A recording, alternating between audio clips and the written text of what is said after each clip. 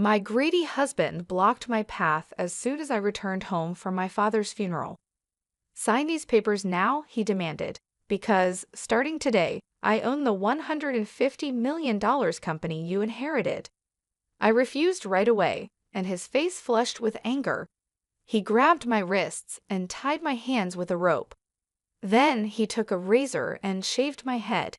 Even that didn't satisfy him. Then he lifted a bucket of icy water and poured it over me. I started shivering from the cold. "Hello, my name is Lily Thompson.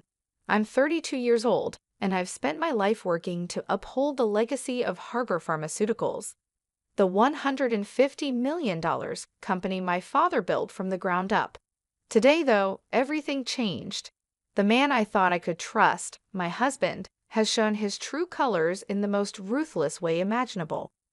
As I took a shaky breath, Ethan stepped closer, thrusting the papers into my hand. "Sign these," he demanded, his tone as cold as his gaze. I looked down, my fingers trembling as I realized these were transfer documents. My heart pounded with a mixture of grief and horror. Ethan wanted me to sign Harbor Pharmaceuticals over to him. "Ethan," I whispered, my voice barely above a quiver, "this is my father's legacy. I can't believe you would even ask me to do this, especially today." His jaw tightened, and a flash of something sinister crossed his face. "Your father's legacy," he sneered. "You're too emotional, Lily. You don't know how to handle a business like Harbor Pharmaceuticals. I'm doing you a favor." His voice held no compassion, no empathy, only greed. The nerve of him. My father had always believed in me, preparing me to carry on his work, and here was Ethan, claiming it all for himself without an ounce of shame. "No," I said firmly, my voice steady despite the anger boiling beneath the surface. "I'm not signing anything. Harbor Pharmaceuticals belongs to me, and I'll protect it with everything I have." In an instant, his face contorted with rage. Before I could react, he seized my wrists, his grip like iron. "You think you're in control, Lily?" His words were a low, menacing growl. Panic surged through me as he dragged me to the center of the room, pulling a rope from his pocket.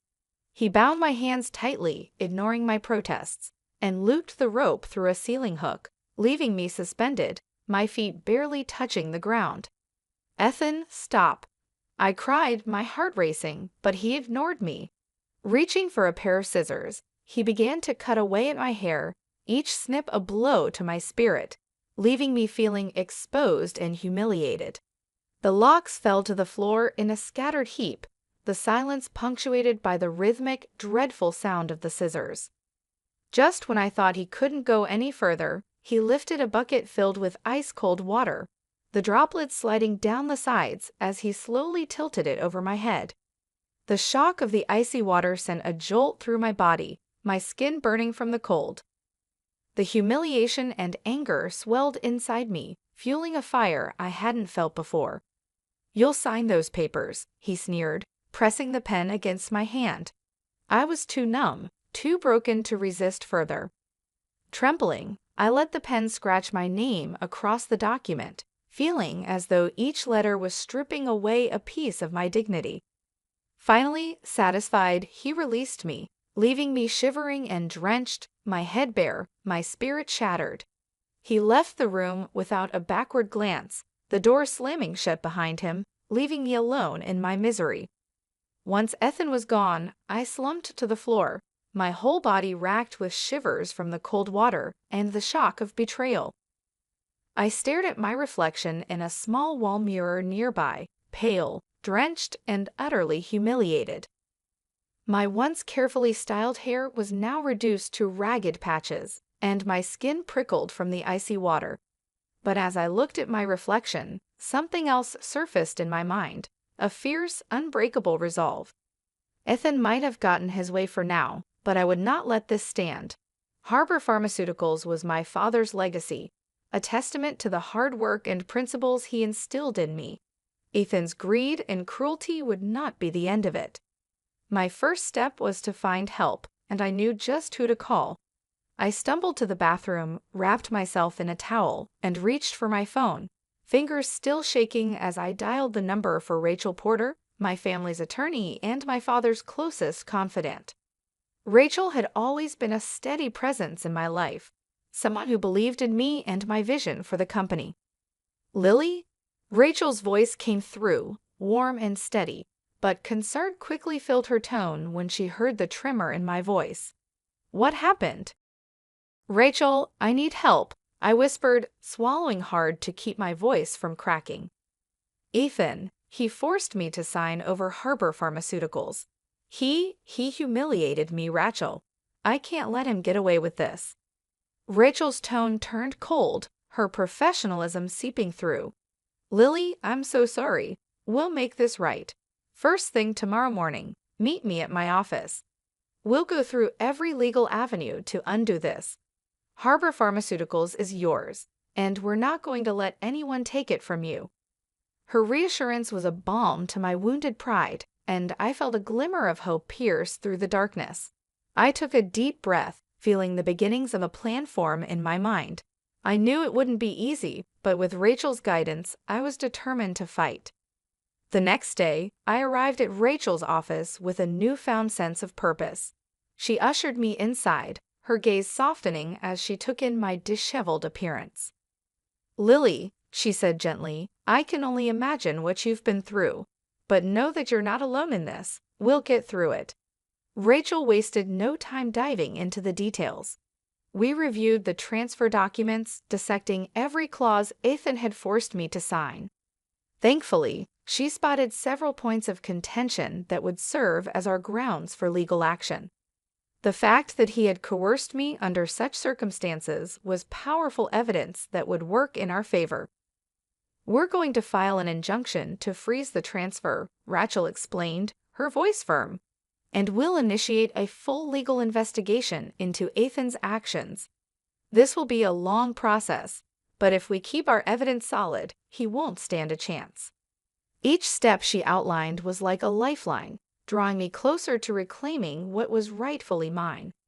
The following days were a whirlwind of meetings, paperwork, and strategy sessions. Rachel was relentless, guiding me through each step as we prepared our case. Her experience and determination were exactly what I needed, and with every document we gathered, every witness statement we compiled, my confidence grew. Ethan might have tried to take Harbor Pharmaceuticals by force, but he'd underestimated the power of a determined woman. Meanwhile, the news about my father's company began to ripple through the industry. Harbor Pharmaceuticals was a renowned name, and rumors of the sudden ownership transfer raised suspicions among colleagues and business partners. I could feel the weight of their judgment, but I refused to let it pull me down. This was a test of my strength, and I was determined to come out of it stronger. One morning, as I sat across from Rachel in her office, she looked at me with a steady gaze. "Lily, we're in a good position," she said, pushing a stack of documents toward me. "With these testimonies and evidence of Ethan's coercion, the court will likely grant us a reversal, but there's one more thing." I frowned, leaning forward. "What is it?" "I think we need to file a personal suit against Ethan for damages. His actions weren't just unethical, they were criminal. By pursuing this, we can hold him accountable on a deeper level. It would mean longer proceedings, but the impact would be far-reaching." The thought of putting Ethan through a public legal battle made me hesitate. Part of me wanted nothing more than to move on, to rebuild and let Harbor Pharmaceuticals thrive without the weight of his deceit looming over it. But then I remembered the cold bucket of water, the scissors, the ropes, the humiliation he'd forced upon me. This wasn't just about business, it was about reclaiming my dignity. "Do it," I said firmly, my resolve hardening. "I want him to understand the consequences of what he's done." Rachel nodded, and we set our new plan into motion. Filing both the reversal and a personal suit against Ethan meant we'd be in for a longer, more grueling fight, but I knew it was worth it. As the days turned into weeks, our legal strategy began to take shape. The media caught wind of the case, and stories about the pharma heiress reclaiming her father's legacy made headlines.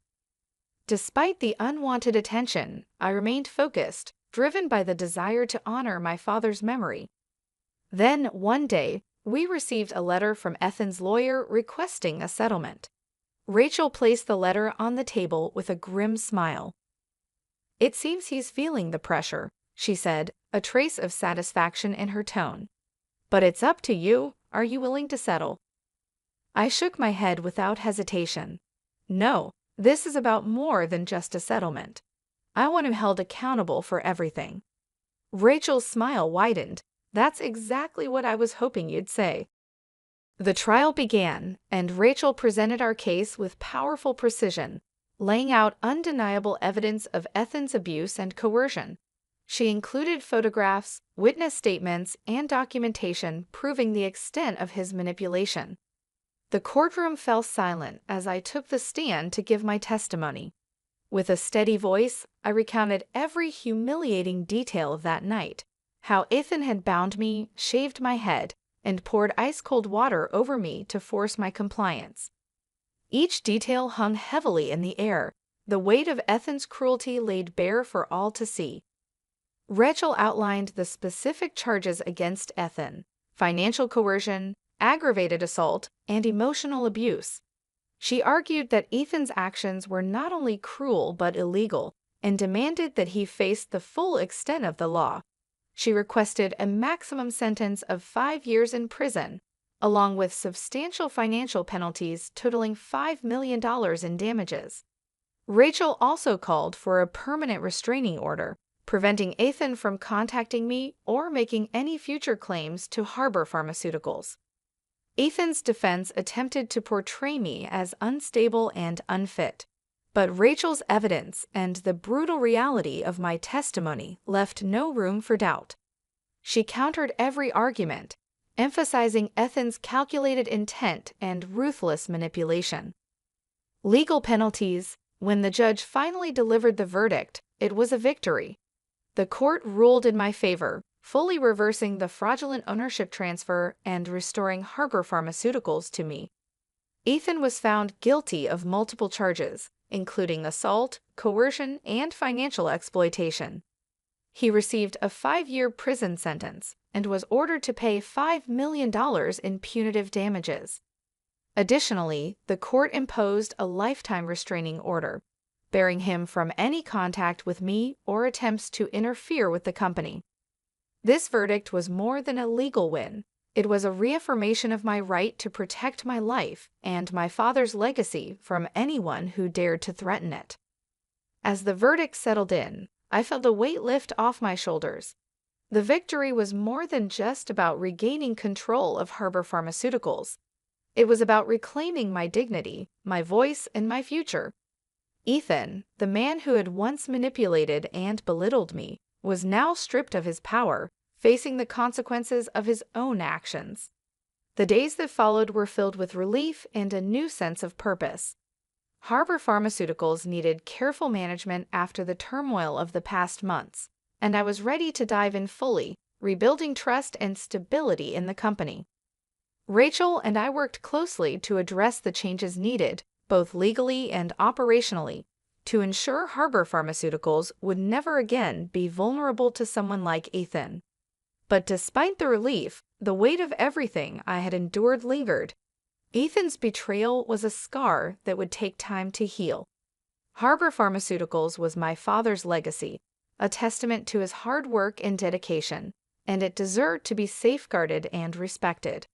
I was determined to build it into something even greater than my father had envisioned. One morning, as I prepared for a board meeting, I received an unexpected message from one of Harbor's major clients.